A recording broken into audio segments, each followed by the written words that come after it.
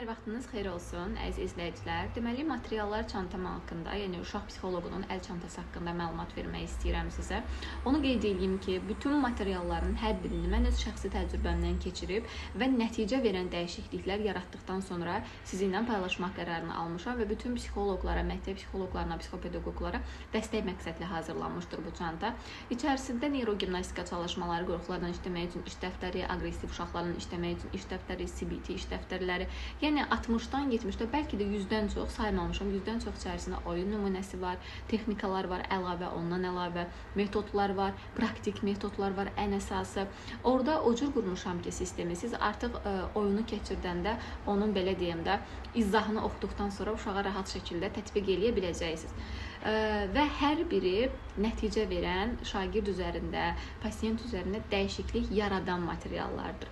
Əlavə məlumat və siyahı haqqında məlumat üçün